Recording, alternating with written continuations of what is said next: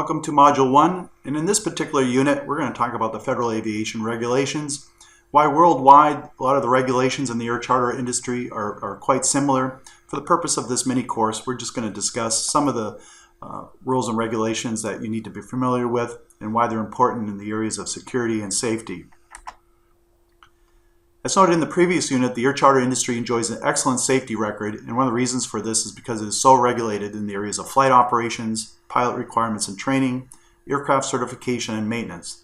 For example, here at Labat International, all our vendors not only exceed FAA requirements, but have been through meticulous training programs at the nation's top flight training facilities and possess thousands of hours of experience that have proven to be safe, professional, and reliable operators. So as far as the regulations, where do you find them? Well, at the bottom of this particular slide, you can find the federal aviation regulations through the electronic code of regulations through this particular website. They're published by the Federal Register and the federal government, but if you wanted to see all the regulations in the United States, they're basically broken down by 50 titles. And this particular slide just shows how they are updated on an annual basis, depending on what particular title it is, and it will give you the different dates that they're revised by. So they're not all revised at once in the US, there's just too many of them, but for our purposes we just wanted to make sure you were familiar with that. But as far as in the United States, we're interested in Title 14 of the Aeronautics and Space, and this title is broken down into 5 different volumes. The first 3 volumes include Chapter 1, and further broken down by parts 1 through 59, 60 through 109, 110 through 199. So you don't need to memorize all these different reg numbers and such, but the purpose of this slide is just to show you where you can find them by going to the electronic code of federal regulations and how you get to the rules that we want to look at from the FAA and the Department of Transportation. So both the Federal Aviation Administration, FAA, and the Department of Transportation are the regulatory entities for the parts of the regulations that we're going to review here in this unit. So Title 14, aircraft that are operated privately and not for air charter flights are operated under Part 91 of the Federal Aviation Regulations. They're also known as the FARs, so you'll hear the FARs as a terminology.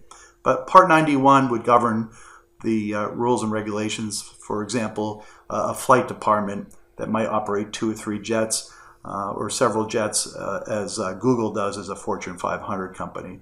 But for air charter operations in the US, we're going to be looking at Part 135 the most. And Part 121 regulations are also followed, but those are more for your scheduled airlines. But we're going to concentrate on Part 135 that you're going to hear that terminology quite often. So if you drill into the Code of Regulations through that website, you can come under Title 14 to the Part 135 section. And this is just a sample of many of the regulations that an air carrier would have to follow. But what we're interested in is, Part 135, what does that mean? Well, air charter is often referred to as on-demand or air taxi. And we can see under the Part 135 of the FARs here that the FAA notes that they're on-demand operations. So most of the regulations that we are interested in being aware of to fall under flight operations to include airworthiness of aircraft, operational control, pilot requirements and limitations of duty time, and informing personnel of operational information and appropriate changes. So the takeaway is Part 135 is the main reg that you need to be familiar with understanding air charter operations. Now in the United States, you just can't get an aircraft and decide to start flying people around and charging money for it, although there have been people that do that. But the FAA is very strict, as well as the Department of Transportation, on who is operating these aircraft on demand. And it's important that we make sure that people that are providing air carrier services are properly certificated and hold the proper certification and insurance to protect the public is really what it's all about. So it's important to understand that any U.S. operator conducting air charter operations must hold a current air carrier operating certificate. Each operator will also have operation specifications noting where the carrier is approved to fly internationally. So you can become an air carrier, be approved by the FAA, but it doesn't mean that you can start flying around the world. You actually need to get permission to operate in every country that you fly to. So the FAA does have an oversight system once you become an air carrier, and it typically assigns personnel that includes what they call a principal operations inspector, or POI, as well as a principal maintenance inspector, what they call a PMI, to each air carrier certificate to provide oversight to ensure compliance of FARs. So most air charter companies will have a POI and a PMI that they work with, but they're definitely in charge of keeping an eye on the air carrier, making sure that they're following the regulations. But they do assist with helping adding aircraft to each air carrier certificate and expanding the air carrier certificate as far as their operations worldwide. So a new company that's a brand new air carrier certainly is not going to be able to start flying probably their first year anywhere in the world. They're going to have to meet the certification requirements to do so. But in addition, each aircraft that is added to the certificate has to go through a certification process before it can be utilized and flown with air charter to the public.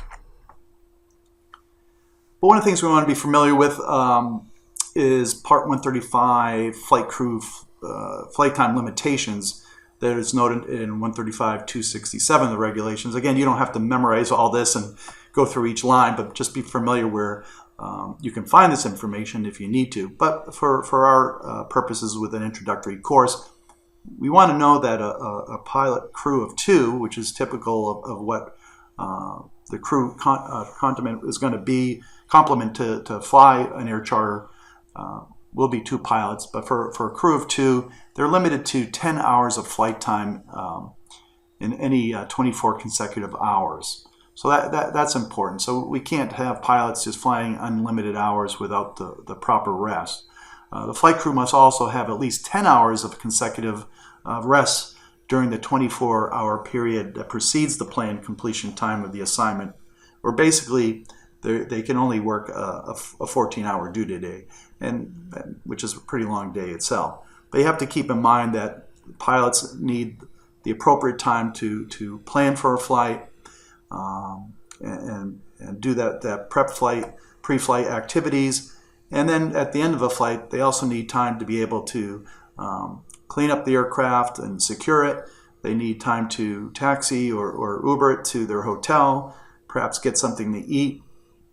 And then they need a good 10 hours of rest time before they can get up in the morning and or in the middle of the night, depending on what it is, and actually head back to the airport and conduct their pre-flight activity.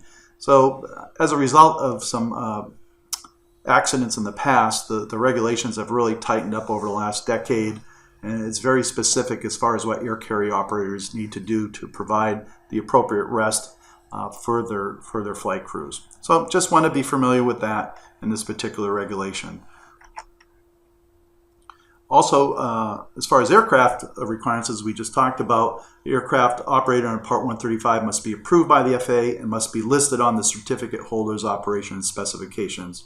So each registration number, which will begin with N for November in the United States registered aircraft, each registered aircraft will be listed on the certificate holder's operations, which is available to the public. So you want to make sure that each aircraft that you're chartering is indeed on the air carrier certificate. As far as pilot in command, the pilot in command or captain for air charter operations must hold a valid FAA air transport pilot certificate, which is an ATP certificate.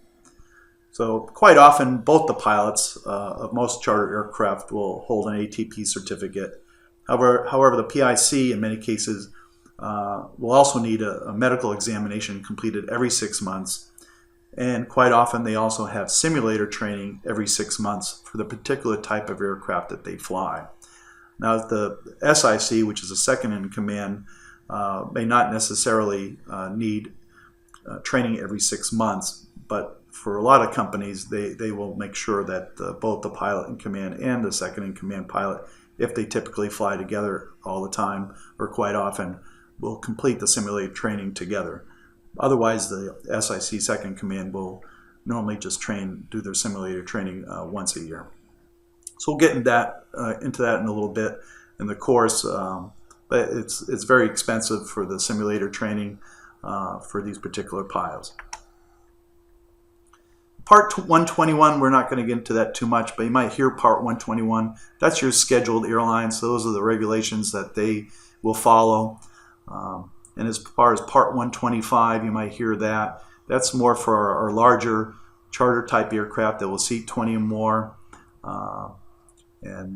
So the folks that we utilize for group or incentive type air charters, as we talk about the VIP airliners and later in the course, normally will operate under Part 125. So in this unit, we discuss just some of the few basic regulations that the air carriers must follow in the United States. Many of the rules and regulations are similar in many countries. However, it is the responsibility of the air carrier to be familiar with the regulations for each nation before operating to and from each country, to include even operating in a nation's airspace. Understanding the many regulations that were created to promote safety in the airspace system is critical, especially when considering human factors such as pilot duty time and crew rest.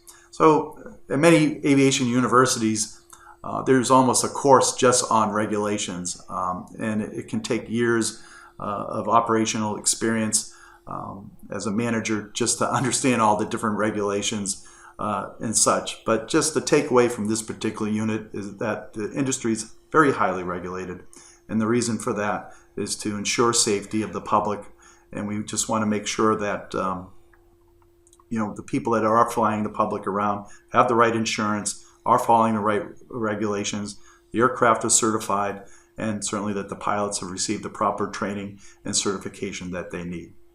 So thank you very much, and we'll see you in the next unit.